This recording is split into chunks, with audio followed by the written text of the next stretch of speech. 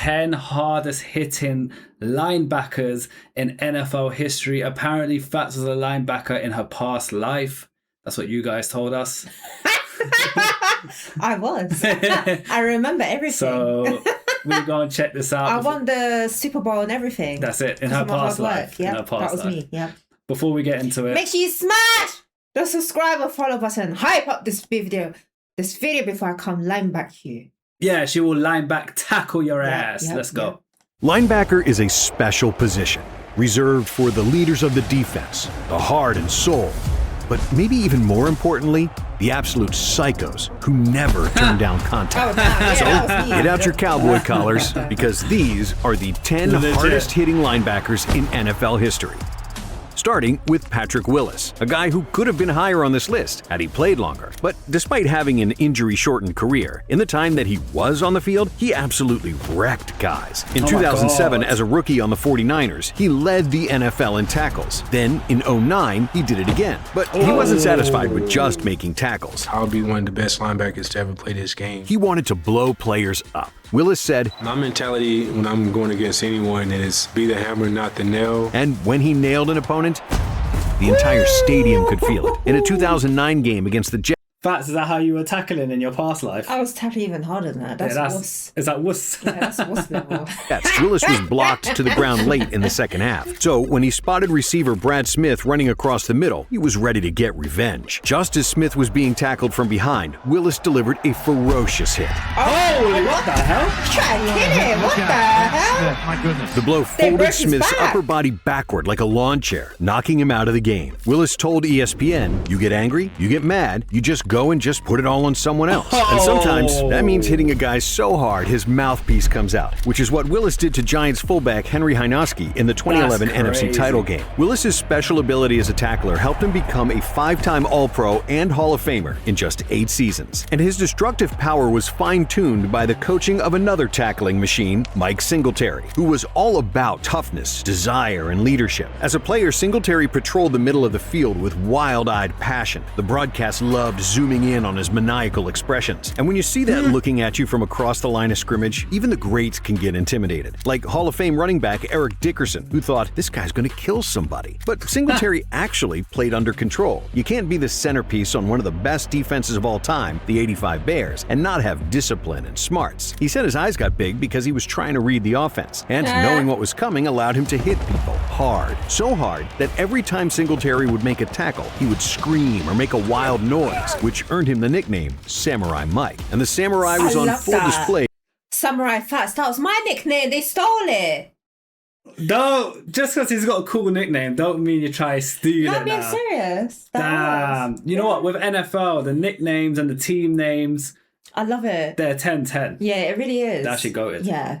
During the '85 NFC title game. In the second quarter, the Rams had a 3rd and 1 at midfield. Singletary got through the line and stood up Dickerson in the backfield for no gain. After that play, the Rams were done, and the Bears were on to the Super Bowl. But the Bears knew what they had in Singletary from the very beginning, because in Week 10 of his rookie season, when the Bears played the Chiefs, Singletary was assigned to stop one of the top running backs in the NFL, Joe Delaney. And he didn't just stop Delaney, he destroyed him. Singletary met him in the hole, took him off his feet, and slammed him to the turf. Teammate Dan Hampton said, "It sounded like a gunshot because Mike squared him up and knocked the living hell out of him." Just like that, Chicago had their middle linebacker for the next decade. Singletary is a legend of the NFC North, which during his time was known as the NFC Central, or the Black and Blue Division, for its fierce rivalries and bruising matchups. So it's only right we now mention one of the division's founding fathers, Ray Nitschke, who, like most middle linebackers of the 1960s, was a bruiser with a nasty disposition. His nickname was simply Wild Man,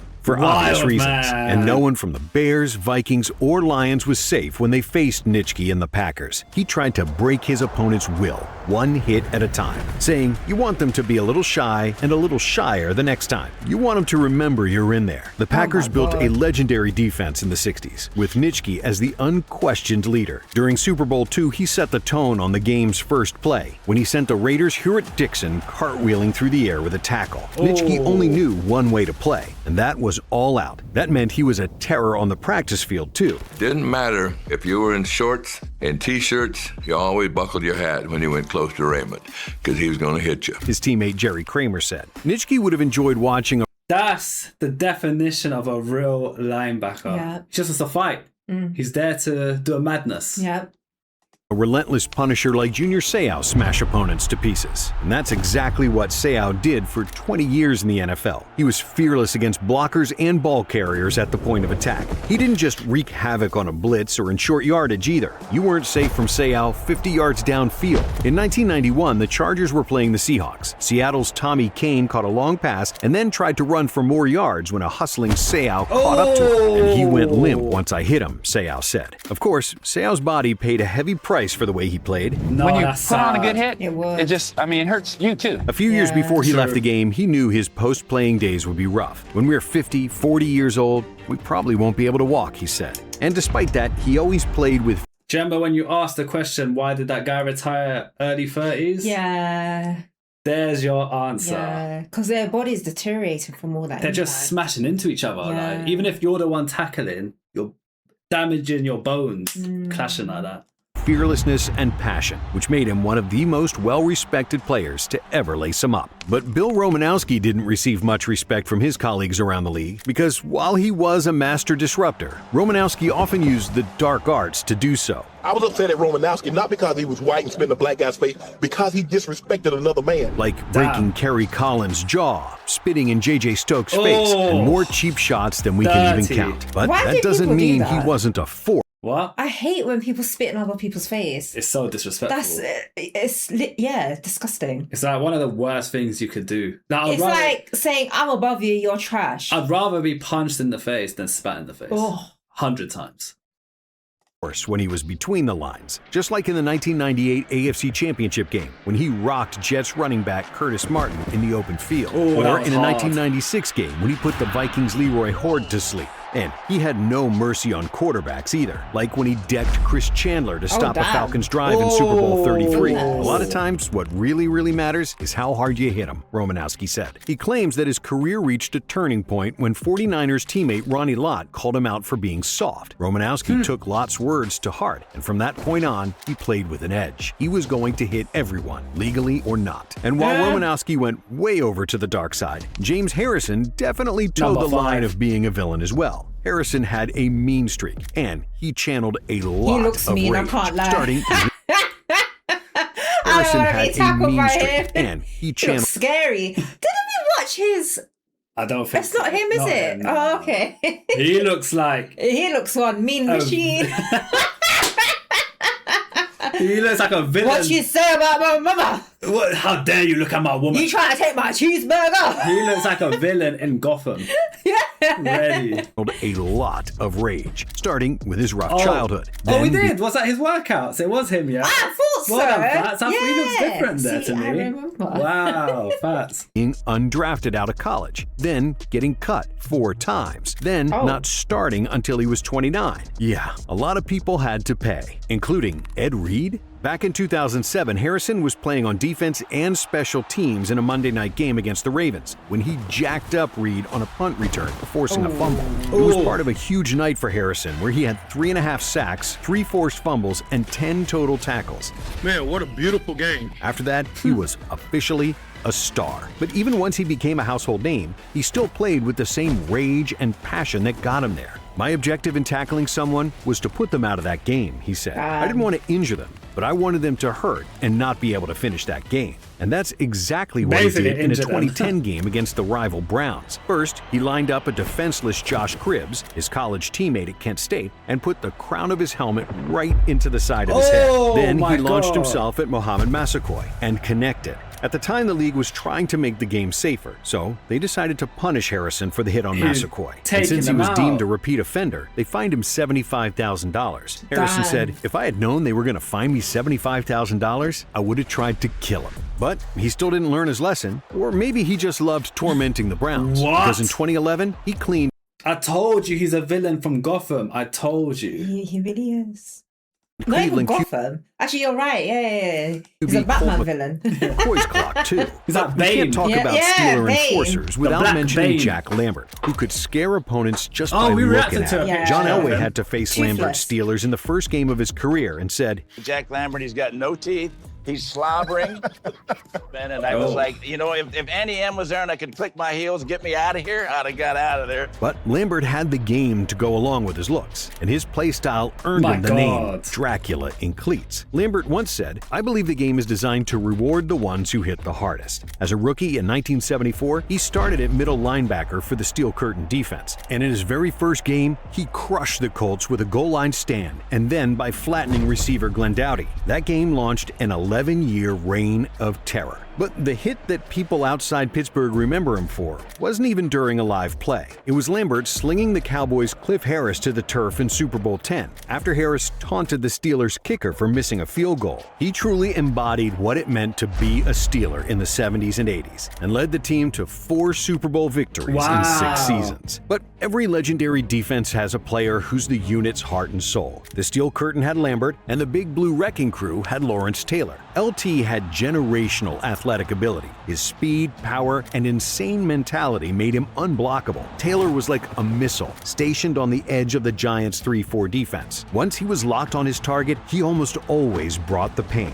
And normally, his target was the other team's quarterback. Like former Eagles QB Ron Jaworski, who said, "He dominated the league for 10 years. Best defensive player I've ever seen." LT had 12.5 sacks against Jaws alone, and he held nothing back on those hits. Unfortunately, one quarterback who felt Taylor's wrath was never able to play another down again. In a Monday Night Football game in 1985, he flew off the edge, wrapping up Washington's quarterback Joe Theismann in the backfield and snapped Theismann's leg right in two. How? Right off my right ear, I heard this pow pow. An injury so brutal that LT himself refuses to ever watch the replay. Taylor was such a menace off the edge that he changed. You know what it is? You know, I reckon he obviously feels very bad, and watching that replay might make him question his profession. Oh, yeah. Like, if I'm hurting people Yeah. like this and I can do this to people, what am I? You know, he might have a good heart. He just don't want to hurt people. like Yeah, that. I was just gonna say, because we've seen like quite a lot of players don't care if that's their aim, to injure people, Some to put players, them in yeah. like the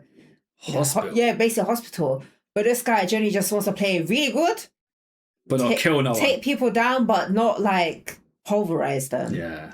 Which is rare. That's which is- good sportsmanship. Well, it's rare for that position though, because that's such an Yeah. aggressive position.